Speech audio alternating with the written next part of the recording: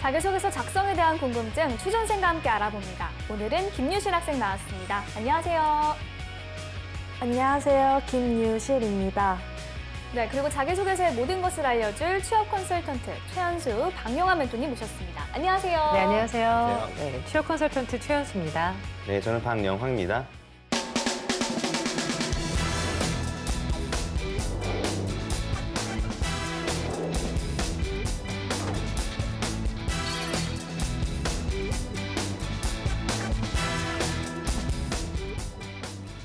네, 오늘의 기업이 어떤 방법으로 채용을 진행하고 있는지 간단한 채용 정보부터 짚고 넘어가겠습니다.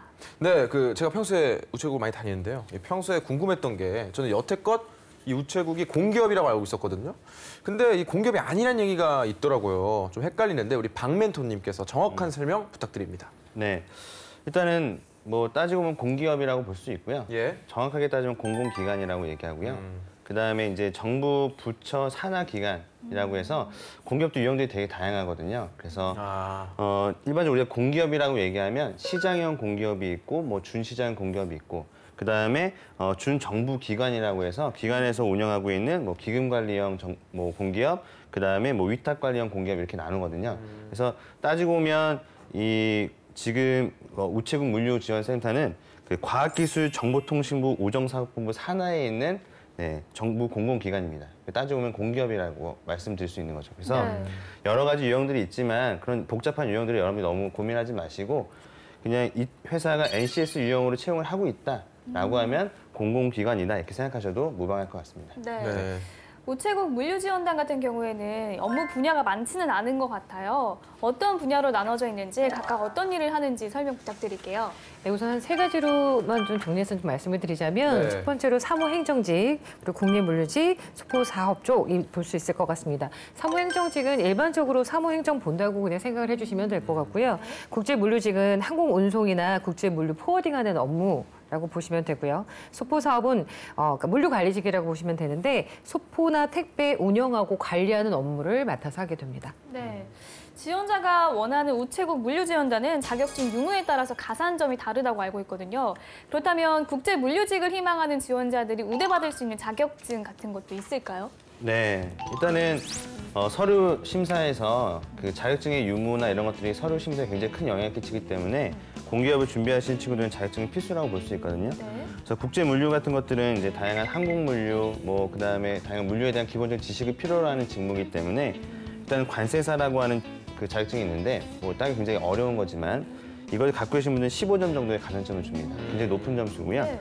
그다음에 물류관리사, 뭐 국제물류사나 무역영어나 국제무역사 같은 자격증들은 가산점 10점 정도 주고요.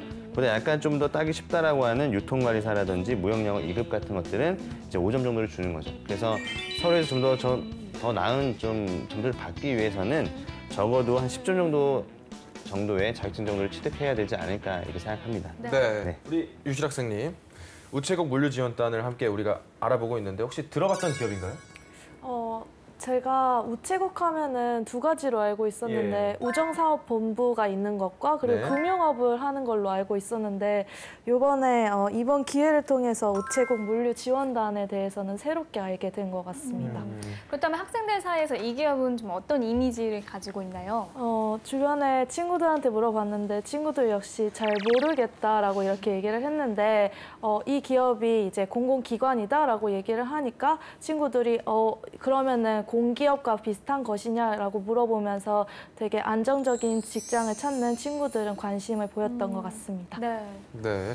오늘 주인공이 국제물류직 지원자잖아요. 어떤 자질을 갖춰야 할까요, 박 멘토님? 일단은 이제 물류의 전반적인 흐름과 프로세스를 잘 알고 있어야 되기 때문에 물류 관련된 자격증은 필수라고 생각하시고 준비하셔야 될 것 같고요. 그다음에 말씀하셨던 것처럼 여기는 토스 7하고 그다음에 오픽은 IH 정도가 필수적으로 요구되거든요. 높네요. 네, 높은 편이라서 영어에 대한 역량이 있는 것뿐만 아니라 물류와 영어가 같이 합쳐져야만 국제 물류 업무를 잘 수행할 수 있다는 점을 파악하셔서 거기에 대한 자질들을 좀 잘 갖춰나가는 게 좋다고 생각합니다. 네. 네. 자, 그렇다면 오늘의 주인공이 관련 직무에 적합한 인재인지 프로필부터 보도록 하겠습니다. 여성분이시고요. 취미와 특기가 영미 영화 보기, 요가하기, 피아노 치기입니다. 일단 기본적으로 예. 영어는 잘할 것 같아요. 전공은 영어 영문학과고요. 경영학과를 복수 전공했습니다. 학점은 3.34점, 2018년 8월 졸업 예정이라고 하네요. 어학 점수는 토익이 780점, 오픽이 IH라고 합니다. 대내 활동으로는요, 캐나다 어학연수, YBN 브리토익 조교, 글로벌 앰베서더, 외국 교환학생 도우미, 전공시험 자기주도학습 포트폴리오 경진대회, 그리고 위펫 서포터즈, 영어교육 서포터즈, 컬처 메이커, 청소년 멘토 활동 같이 해요, 그리고 ARI 패널, 그리고 아이챗을 했다고 합니다. 수상 경력으로는요, 대학교 내 교육품질관리센터에서 학교의 교육 시스템은 전반적인 평가를 하면서 우수상을 수상했다고 하고요. 자격증으로는 한국사 능력 검정 시험 그리고 커마를 보유하고 있다고 합니다. 이야, 이 대내 활동이 어마어마해요. 정말 많고. 네. 왜 놀랐냐면 거의 뭐 영어에 관련된 활동들입니다. 네. 이거야말로 진짜 영어를 좋아하지 않고서는 뭐 불가능한 일이라고 생각하거든요. 네. 그리고 또 한국사 능력 검정 시험까지 예. 가지고 있는 걸 보면 야. 두루두루 관심 있는 거를 좀 철저하게 대하시는 분 같아요. 네, 이 국제 물류직에 관심이 있다고 하시니 네. 정말 대단하신 것 같고 왜 이렇게 영어를 잘하는 분들이 많은지 우리 최 멘토님께서 주인공이 지원하는 직무에 또 이런 프로필은 뭐 확실히 득이 되는 부분이 있죠? 네. 좀 전에 홍보미 아나운서께서 좀 포인트를 잡아주셨는데 한국사 능력 우수자를 좀 우대하고 있는 상황에서 예. 점수를 갖고 있다면 굉장히 도움이 되겠죠. 네. 그리고 국제물류기 때문에 영어 기본일 텐데 이런 관심, 점수보다도 어떻게 보면 이러한 활동들을 통해서 내가 정말 영어를 좋아하고 즐기고 있습니다라는 걸 검증해 준다면 충분히 도움이 되겠죠. 좀 더 보완을 하자면 아까 우리 박 멘토님께서 얘기해 주셨는데 영어를 좋아하는 것도 좋지만 전문적인 영어 실력을 위해서 자격증 중에 무역 영어가 있거든요. 네. 무역 영어 자격증을 좀 따놓은다면 더 도움이 되지 않을까라는 생각이 듭니다. 네. 박멘토님께서는 오늘 주인공의 프로필 네. 어떤 점 눈여겨보셨나요? 일단은 전반적으로 보게 되면 활동은 되게 많지만 알짜 활동은 없다 이렇게 보고 싶고요. 네. 알짜 활동. 네, 알짜 활동. 그러니까 뭔가 지금 물류를 하고 싶다라고 하는데 물류와 관련된 활동은 전혀 없다. 아, 그래요? 그리고 한국사 능력 검정이나 커마는 따면 뭐 그런 것들 기본적으로 다 준비하는 거니까 좀 더 경쟁을 갖추려면 물류 관련된 자격증이 필요한데 그거 관련된 준비를 하지 않아서 지금 과연 물류직을 하고 싶어하는 친구인가 이런 생각이 좀 드는 부분도 없지 않아 있습니다. 알맹이가 네. 약간 부족했다. 네. 알겠습니다. 주인공의 자기소개서를 매력적으로 바꿔줄 멘토의 특급 처방전 들어보겠습니다.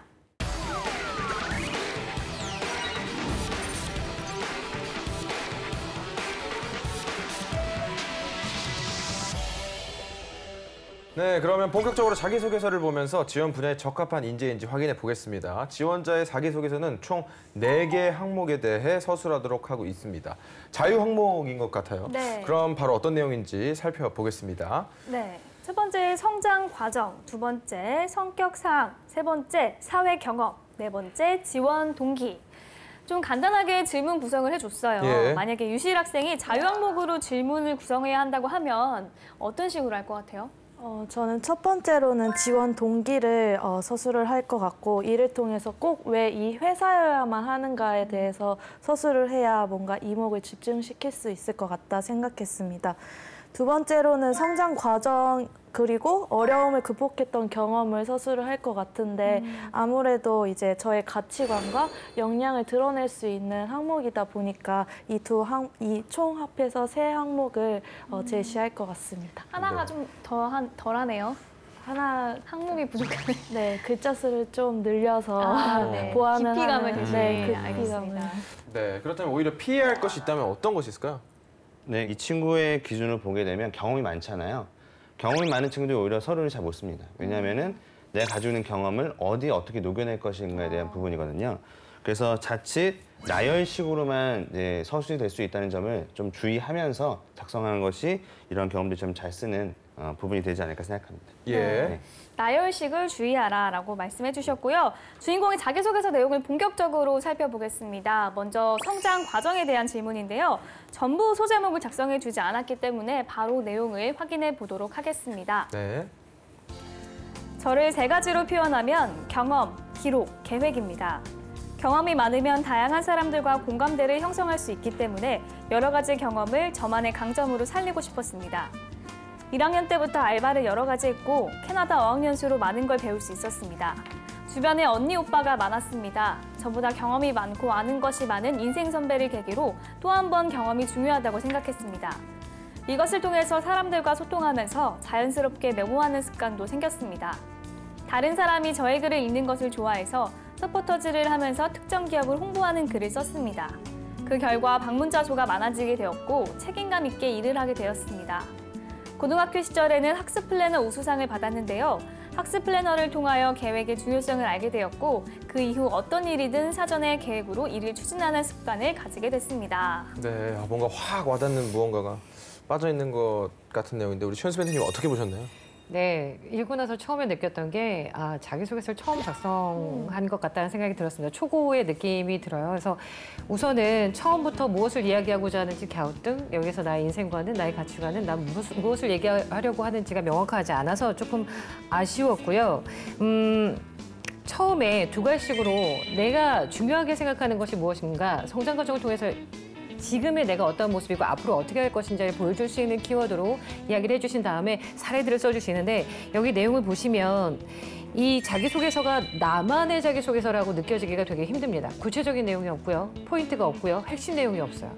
또 하나 알바라던가 이렇게 약어라든가 은어라든가 이런 거 사용을 좀 약간 자제해 주셔야 되고 또 하나 받았는데요 라는 말은 우리가 구어체로 쓰는 말이잖아요. 우리가 자기소개서 쓸 때는 정확하게 문어체로 문장을 잘 작성을 해주시는 게 좋고요. 마지막으로 습관을 가지게 되었습니다. 이게 아니라 이러한 가치관으로 어떻게 업무에 연결이 될 것인지 환경을 어떻게 사람들 만들 것인지를 좀 보여주시면 좋겠습니다. 네. 그러면 여기서 합격이 나오면 이상하겠죠? 네. 황 멘토님. 네, 제가 우려하던 바가 현실이 됐고요. 실제적으로 아까 말씀드렸던 경험이 많다 보니까 이것저것 많이 적었잖아요. 네. 그런 것들은 오히려 본인의 역량을 드러내기에 좀 아쉬운 부분들이 많이 생기니까 제가 봤을 때는 뭐 학습 플래너 우수상 같은 거 받았던 거 이것들을 좀 위주로 쓰시거나 그리고 처음에 나를 3가지의 키워드로 정리한 것 자체는 좀 좋은 시도라고 생각하거든요. 이런 식으로 쓰는 건 좋겠지만 특정한 경험들을 좀 더 구체적으로 썼다면 합격을 드릴 수 있을 것 같습니다. 네. 네. 다음 항목 한번 살펴보고 평가해 보겠습니다. 성격 사항에 대한 질문 항목인데요. 바로 읽어보도록 하겠습니다. 교육자이셨던 친가 외가 조부모님께서는 저에게 성실함과 부지런함을 심어주셨습니다. 가족 모두 새벽 6시 반에 일어나서 하루를 시작합니다. 외할머니께서는 시간이 쫓기는 것이 아니라 시간이 나를 따라오게 하라고 말씀하셨습니다. 저는 다른 사람의 시간도 중요하게 생각합니다. 그래서 저는 약속 시간을 철저히 지킵니다. 또한 부모님은 긍정적인 사고방식을 강조하셨습니다. 저는 생각하는 대로, 말하는 대로라는 문구를 좋아합니다. 긍정의 힘을 알기 위해 부모님이 추천해 주신 꿈꾸는 다락방을 읽었습니다. 이 책을 읽은 이후 긍정적으로 생각하면서 성실하게 노력했습니다. 꿈꾸는 다락방 이거 네. 청소년 추천 도서거든요. 꿈을 이루기는 쉽지 않은데 네. 내가 원하는 것을 상상하면 꿈이 이루어진다라는 내용의 책인데요. 네. 물론 그만큼 열심히 해야겠지만요. 네, 그런데 그런 내용이 들어가 있지 않아서 좀 아쉬운 것 같아요. 만약 유실 학생이라면 이러한 내용의 소제목을 어떻게 선정할 것 같나요? 저 같은 경우에는 어디에 강점을 두느냐에 따라서 좀 달라질 것 같은데 처음에 말씀하셨던 성실함이나 부지런함을 강조하고 싶으시면 이제 새벽 6시 반에 에피소드가 있으니까 새벽 6시 반을 강조해서 예를 들면 새벽 6시 반 성실함을 증명하다라는 소제목을 선택을 할 수도 있을 것 같고 아니면은 이제 끝에 긍정적인 사고 방식을 강조하고 싶으시면 꿈꾸는 다락방을 좀 응용을 해가지고 긍정적인 사고를 꿈꾸는 우리 집 뭐 이런 식으로 소제목을 정할 수 있지 않을까 생각해 보았습니다. 네. 그렇다면 박 멘토님 평가 부탁드립니다. 네, 헤드라인을 굉장히 잘 다시네요. 네, 꿈꾸는 우리 집. 좀 별론데 그거는 앞에 거는 괜찮았던 것 같아요. 6시 이거. 일단은 이게 만약에 공기업의 자기소개서다라고 하면 원래는 이제 블라인드 책으로 많이 진행되기 때문에 네. 부모님이 뭐 하시고 이런 것들 쓰면 안 되거든요. 그러니까 그런 관점에서 볼 때는 첫 번째 교육자이셨던 뭐 부모님이나 이런 것들에 대한 내용들은 최대한 이야기하면 안 된다는 점이 중요하고요.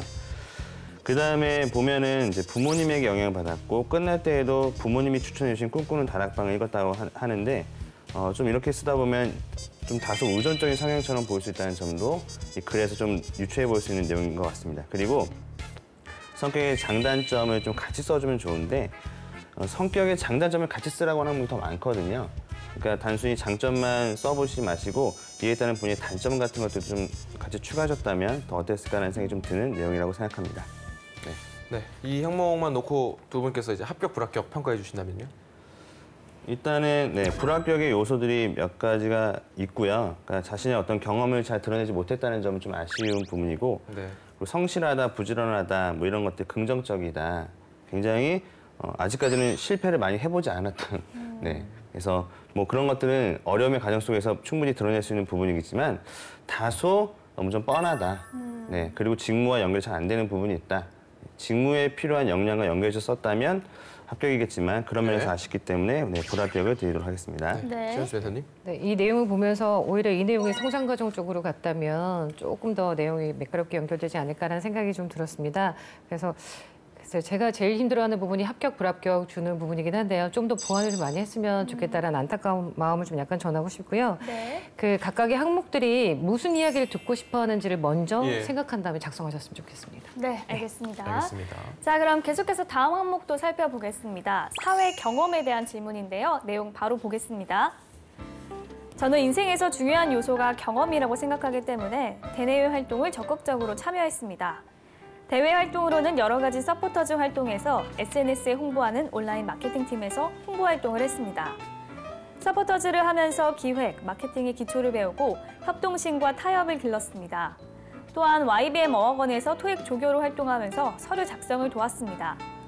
제가 나중에 취직한다면 회사의 소중한 정보를 기록하고 관리하는 일을 충실히 할 거라고 생각했습니다. 대내외 활동으로는 외국인 교환학생과 프리토킹하면서 친목 도모할 수 있는 아이체 프로그램에 매 학기 한 번씩 꾸준히 했고 글로벌 앰베서더로 활동하면서 교환학생들의 학교 적응을 도와줄 수 있어서 기뻤습니다. 이렇게 학교 생활에서 나눔, 협력을 실천했습니다. 현재는 만안 청소년 수련관에서 대학생 멘토로서 청소년들의 고민을 들어주고 학생들의 진로를 꼼꼼하게 상담하고 있습니다. 이 지원자가 중요하게 생각하는 요소가 경험이었던 것 같아요. 그래서 그렇게 대내외 활동이 많았던 것 같고요. 이해가 갑니다. 네, 유실 학생은 지원자의 답변 보고 어떤 느낌 받았나요? 이 친구가 되게 밀당을 잘한다라고 얘기를 해야 밀당을 하나. 왜냐하면은 약간 하나의 대내외 활동이 궁금해질 무렵이면은 다른 대내외 활동이 이렇게 나오고는 하는데 약간 인사 담당자들의 궁금증을 좀 해소해주기 위해서는 하나를 잡고 구체적으로 서술을 해보면 어떨까 생각해 보았습니다. 네, 그렇다면 이 멘토님들은 어떻게 생각하시는지 우리 최현수 멘토님 평가 부탁드릴게요. 네, 우선 자기소개서 쓸 때 처음에 저는이라고 시작 안 하셨으면 좋겠습니다. 네, 일기장에 나는 오늘이라고 시작하는 것과 비슷하기 때문에.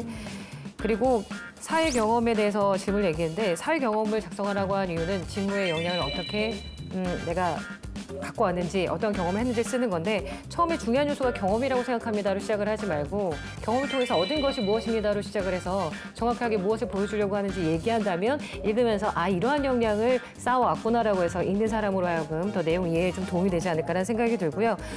계속해서 나온 얘기지만 너무 많은 이야기들이 있죠. 그래서 이런 이야기들이 일목요연하게 하나씩 뭐 하나, 두 개 정도라던가 필요한 역량별로 그 연결을 좀 해보셨으면 좋겠어요. 네. 내가 한 경험이 어떤 역량과 연결이 되어 있는지, 어떤 것과 연결되어 있는지를 하신 다음에 내가 얘기하고자 하는 핵심 내용을 쓰고 그에 따른 사례들을 스타 기법이 항상 나오죠. 어떠한 상황에서 어떻게 했는지 그리고 내가 어떤 노력을 했는지 어떻게 해결이 됐고 무엇을 느꼈는지 설득력 있게 잘 전달하는 훈련을 좀 하시면 좋겠습니다. 예. 마지막 항목 한번 살펴보고 평가해 보겠습니다. 지원 동기에 대한 질문 항목인데요. 바로 읽어보도록 하겠습니다. 사회에 나가서 일을 하게 되면 공정하게 살고 투명성을 유지해야 한다고 생각합니다. 이렇게 생각한 계기는 제가 초등학생 시절 때부터입니다. 저는 초등학생 때 청소년 공모전에 나가게 됐습니다. 투명한 사회를 만들기를 주제로 4명의 친구들과 영상을 만들었습니다. 수상한 후 저희 팀이 뽑힌 이유를 강호봉 회장님께 듣게 되었습니다. 사회에 나가서 가장 중요한 요소는 공정하게 사는 것, 그리고 투명성을 유지하는 것이라고 조언해 주셨습니다. 그 후로 저는 남에게 피해 주지 않고 신뢰를 주는 사람이 되는 것을 저의 좌우명으로 삼았습니다. 일하면서 제일 중요하다고 느끼는 요소는 함께 일하는 사람들입니다. 그래서 저와 비슷한 생각을 가지고 있는 사람과 일하고 싶습니다. 일이 아무리 힘들어도 사람이 좋으면 일하고 싶어지는 마음이 들기 때문입니다. 공정함과 투명성을 가진 성향의 사람들과 협업하기 위해서 이를 강조하는 공기업에 지원하게 됐습니다. 이 기업이 지원자가 무엇을 중요하게 생각하는지 드러난 자소서 내용이었네요. 네, 그렇다면 멘토님들은 어떻게 생각하는지 각각의 총평 부탁드립니다. 네, 총평을 해보면 네. 이 친구는 지금 우체국 물류지원센터에 지원하는 건 아닌 것 같고 공기업에 대한 지원 동기를 좀 쓴 것 같네요. 그래서 나는 굉장히 공정하고 그다음에 투명성을 유지하는 게 중요하다고 생각하고 나도 그렇게 살아서 신뢰를 주었다라고 하는 것을 말씀하고 계신 것 같은데 네. 실제적으로 지원동기 쓸 때는 이런 방식으로는 쓰지는 않죠. 네, 그래서 우체국 물류 지원센터에 지원하게 된 그 이유와 그다음에 그걸 위해서 내가 어떤 준비와 노력해왔고 이러한 준비와 노력을 통해서 내가 어떻게 기여하고자 지원하게 되었다. 약간 이러한 좀 틀을 좀 배워보신다면 훨씬 더 거기에 맞춰 잘 쓰실 수 있을 것 같아요. 그래서 아직은 지원 동기를 어떻게 써야 되는지 배우지 못한 그런 과정이기 때문에 이 그 방송을 보시고 그런 방식 좀 써보시면 더 좋은 소재가 나오지 않을까 생각합니다. 네. 지금까지 우체국 물류지원단 국제물류직 지원자의 자기소개서에 대한 멘토의 특급 처방전 전해드렸습니다.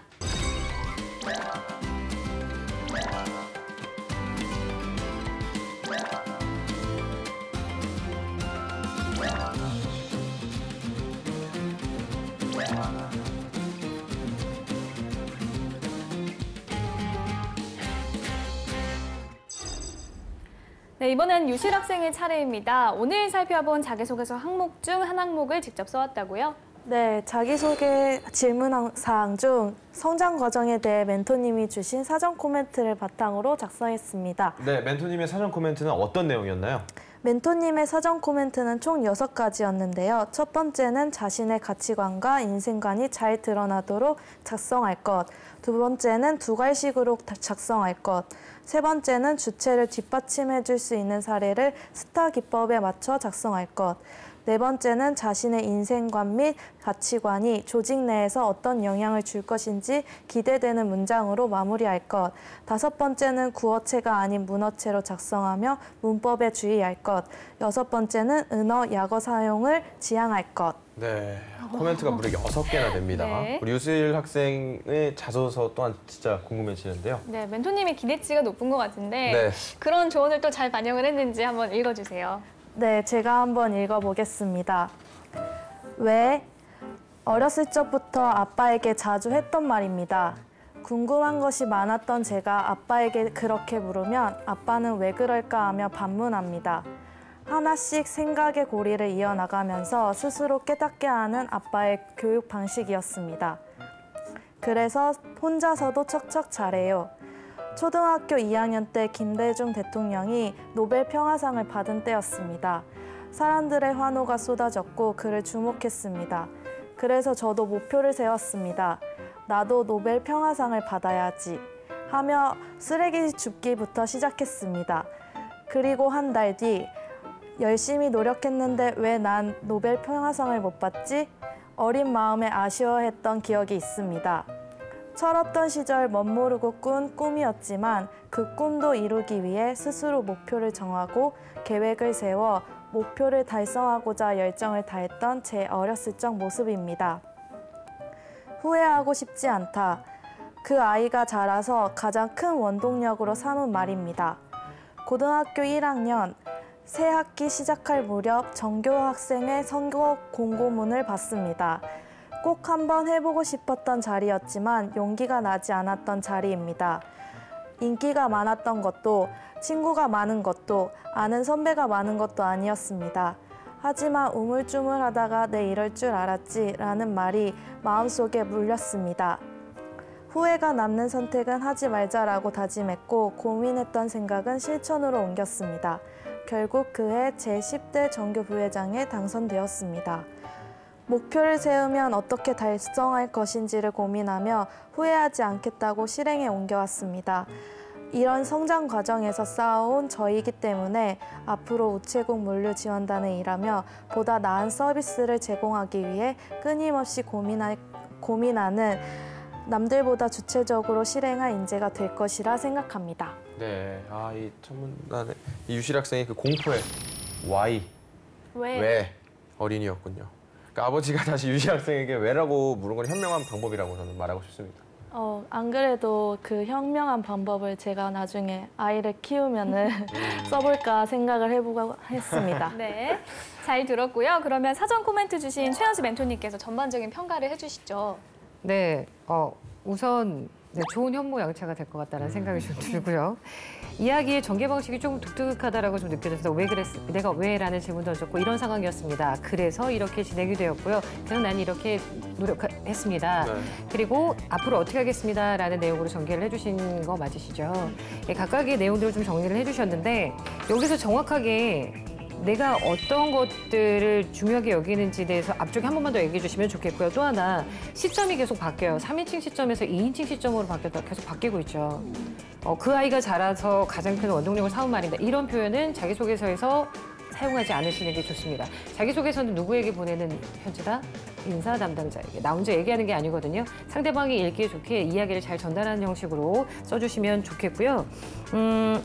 주체적으로 실행할 인재가 될 것이라고 생각합니다. 뭐뭐 할 것 같습니다. 이런 표현들보다는 주체가 되겠습니다. 라던가 앞으로 어떤 걸 이뤄내겠습니다라고 해서 명확하게 본인의 생각, 뭐 활동하는 행동력, 그리고 가치관 이런 것들이 반영될 수 있도록 그러니까 주제에 맞는 내용들을 조금만 더 써주시면 더 좋지 않을까라는 생각이 들어요. 전체적으로 저는 새로운 전개 방식은 재미있었다고 생각이 듭니다. 네. 추가로 궁금한 점 있나요? 평가를 들으시고. 성장 과정을 적으라고 할 때 저 같은 경우에는 대학교 이전의 성장 과정을 담았는데 그때의 이야기를 적어도 괜찮을지가 궁금했습니다. 너무 어릴 때 했었거든요. 그래서 저도 어릴 땐 되게 귀여운 스타일이었는데 지금은 안 귀엽거든요. 그러니까 그런 것처럼 너무 어릴 때 이야기들을 많이 쓰게 되면 오히려 경험에 대한 신뢰도가 떨어지고 이것이 진짜 지금까지 내가 유지하고 있는 나의 역량인가에 대해서 신뢰도가 떨어질 수 있기 때문에 이런 부분들은 짧게 쓰고 그다음에 대학교 시절의 경험들을 좀 더 해서 내가 가지고 있는 역량들을 좀 보여주는 게 어떨까 싶은 글이라고 생각합니다. 어쩜 예시가 확 와닿네요. 그렇죠. 지금은 안 귀엽잖아요. 네. 그런 게 중요합니다. 네. 귀여우십니다. 자, 이렇게 오늘 유실 학생의 자기소개서까지 살펴봤습니다. 예. 오늘의 주인공이 궁금한 점이 있다고 하는데요. 자격증 준비가 아직 안 되어 있는데 공부부터 하고 일을 구하는 게 맞겠죠. 적어도 이번 9월까지는 토익, GTQ, 국제무역사 1급을 공부하고 회사에 지원해보려고 하거든요. 주변에서는 일단 경력부터 쌓으라는데 불안하네요 라고 보내줬습니다. 네, 아무래도 이 스펙이 좀 더 높으면 지원할 수 있는 폭이 넓어질 수 있기 때문에 지원자도 고민을 하는 것 같은데 우리 멘토님 조언 한마디 부탁드립니다. 네, 이 친구가 만약에 이제 무역 쪽하고 물류 쪽을 가고 싶다. 그러면은 지금 그와 관련된 역량이나 자격이나 이런 것들이 갖춰지지 않으면 실제로 조그마한 회사 가서 경력 쌓기도 힘들거든요. 우리가 뭐 포워딩 회사 같은 데서 무역 업무들을 하려고 하더라도 수출에 대한 기본적인 교육이라든지 아니면 자격증이 필요로 하기 때문에 제가 봤을 때는 지금 뭐 당장 뭐 부딪혀 보자라고 해서 경력을 쌓으려고 하시는 것보다는 여기는 일단 자격을 취득해야 될 것 같아요. 그래서 국제무역사 따시는 거 좋을 것 같고 GTQ는 안 따셔도 될 것 같아요. 토익 점수는 지금 토익에 대한 점수가 좀 낮으시니까 좀 더 올려놓으시고 오픽이나 토스도 좀 더 고급으로 좀 올려놓으시면 업무를 수행하는 데 있어서는 충분히 괜찮을 것 같고 그 다음에 이제 경력을 쌓으시고 좀 더 나은 곳으로 갈 수 있는 방법들을 선택하시는 것이 더 현명한 방법이 아닐까 생각합니다. 네, 불안하고 초조한 마음은 이해되지만 네. 차근차근 필요한 자격증부터 갖춰 나가는 것이 좋을 것 같습니다. 오늘은 우체국 물류지원단 국제물리직 지원자의 자기소개서 살펴봤습니다. 탄탄한 자기소개서로 취업의 꿈을 이루기를 바라면서 DIY 자기소개서 오늘 순서는 여기서 마치겠습니다. 감사합니다.